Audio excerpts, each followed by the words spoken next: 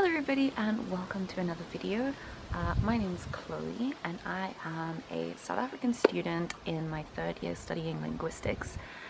So I thought that it might be kind of interesting to have a look at some representations of the South African accent in the media, in movies and in series, and have a chat about the accuracy of them and how they could be more accurate. But before I do that, I wanted to have just a bit of a general chat about accents and the South African accent from a linguistic perspective.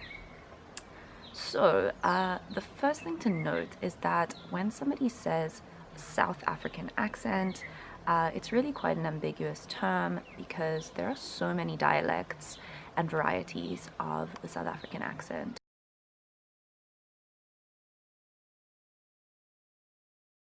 And largely the one that is used as the standard variety, which tends to have a lot of prestige, is called Gense, General South African English. It's a white variety of the language. And yeah, as I said, it carries a lot of prestige and it carries a lot of social status for arbitrary socially constructed reasons. There's also Black South African English, BC, SIE, South African Indian English. There are lots of different varieties of colored South African accents. So really the term South African accent is super broad and it doesn't really mean anything. Although I have noticed that a lot of the time in the media when a South African character is included, it tends to be a thick Afrikaans accent. And I think that might just be because I personally think that the South African accent is super neutral and that's what makes it so difficult to replicate, whereas the Afrikaans accent is a bit more extreme and has a couple more characteristics that can be pinned down to be used and imitated. Okay, so I'll give you guys a couple of characteristics of South African, I guess, Gense accents. The first being the sound schwa. So the schwa is the sound that sounds like a. It's the sound at the end of father and at the end of butter in the South African accent. And that vowel is used a lot in South Africa. Another thing about the South African accent is that it is non-rhotic, which means that we do not pronounce R's after a vowel. Like in the word after, even though the R is in the word, we don't pronounce it like in after. We also push a lot of our vowels quite far back in the mouth, like for example in the word bath as opposed to bath. And then one characteristic that's quite common with the kind of Afrikaans accents that you'll see in movies and series is the tendency to make diphthongs monophthongs. So a diphthong is a vowel that has kind of two sounds that glide into each other, like in the word pie. In certain South African accents it might be pronounced pa. But again, there are just so many different varieties and dialects. So for example, in Black South African English, there's a tendency to use fewer vowels because the home language, the first language of speakers of Black South African English use a smaller set of vowels, which by the way is not a deficiency, just a difference between languages. So that would mean that, for example, the same vowel is in the words bed, bird, and bad, and they would all be pronounced the exact same way.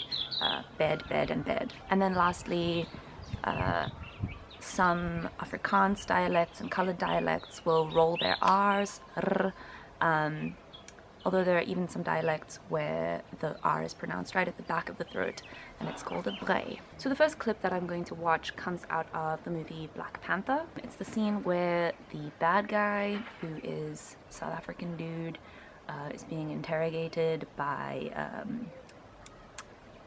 what's his face, this character? The Lord of the Rings guy, the Sherlock guy. What's his name? That one. It's all of rubble. Explorers searched for it for centuries. Okay, so first thing I notice is that his vowels are a little bit high. Explorers searched for it for centuries. So he says eat instead of it or it. El Dorado, the Golden City.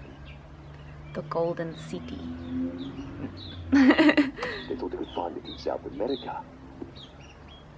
Gosh, like there is just something off. But it's quite subtle. Like he's doing okay in that the mistakes are quite small. It was in Africa. Africa. My goodness. Okay, so there he's putting a schwa where it shouldn't be, in Africa. I think most South Africans would say Africa. The whole time. The whole Time. The whole time. logical marvel, all because it was built on a mountain. Built. There again, the vowel's too high. Built. The South African accent, you would say built, quite low. Sipa, they call it, the gift. So here is quite interesting. He uses the word gift and he pronounces it gift. So that's him using the schwa where it shouldn't be. And the interesting thing about this is that where a South African uses the I versus the is not random. It has rules that it follows, which are that the I sound is used next to a velar and at the beginning of a word. So a velar consonant is k or g pronounced at the back of your throat, like in the word gift, which starts with the velar g and then goes into the high vowel I. So like little things like that are what makes the accent accurate or not. But of course, it's incredibly difficult to just learn those rules and then apply them consciously, which is why accents come completely naturally to us. We learn them from when we're very small, and our brains are very malleable, and it's pretty amazing. How is this city? There again, city, with a high vowel. City, we would say, so that's a schwa. Okay, I'm gonna stop here.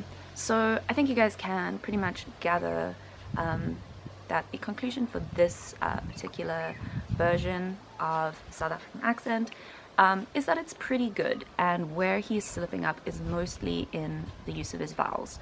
The schwa is a very prominent feature of the South African accent, and the way that he's using it simply isn't following the rules. Understandably so, because they're tricky to learn and apply while trying to speak quickly and fluently.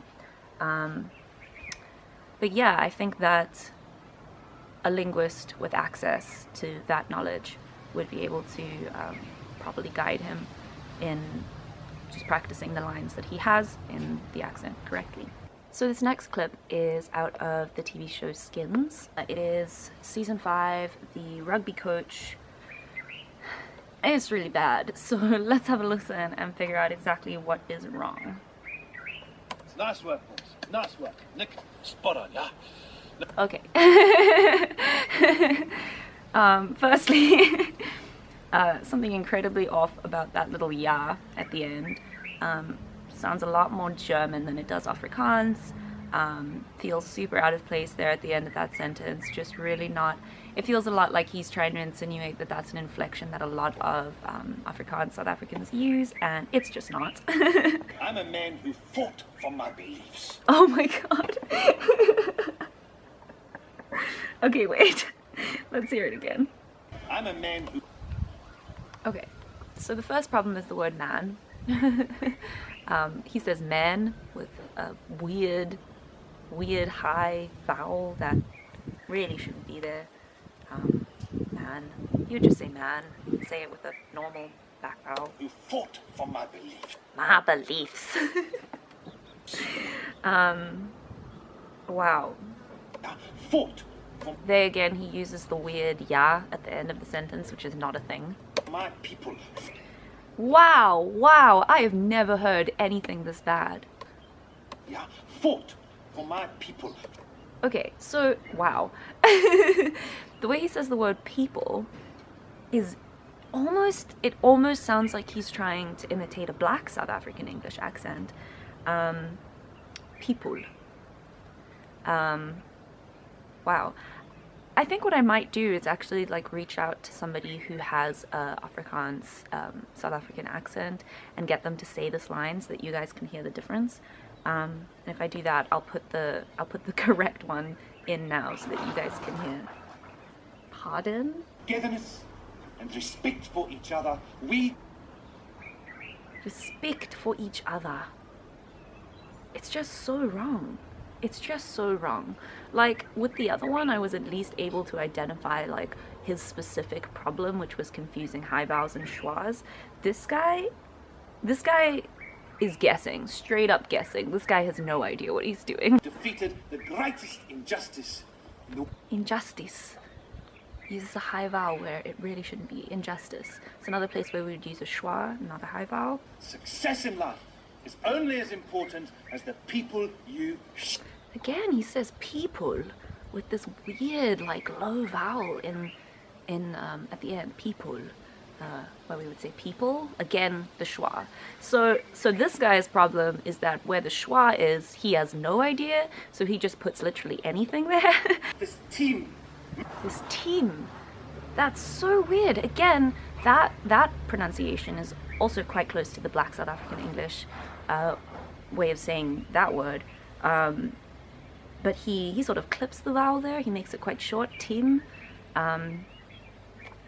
Team. Just team. That's literally, it's wow. And if you can stand up for each other out on that pitch... Oh no! Wait. This team.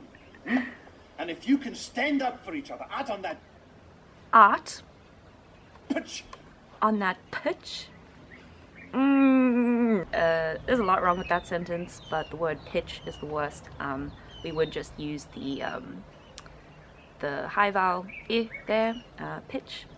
I think in some dialects, I think like the Durban accent, you might say pitch. But wow, that made me very uncomfortable. Alright, so that's quite enough of that. Yes, that was terrible. Just really bad. There's no hope. Cool. Thank you so much for watching this video, everybody. I really like making videos about linguistics, and I think I probably will make more in the future. So I hope you find them interesting. If you like this video, you can give it a thumbs up. If you like me and want to see more from my channel, you can click the subscribe button down below. And I make new videos every other day in November, kinda. Thanks for watching, guys. I love you. Bye.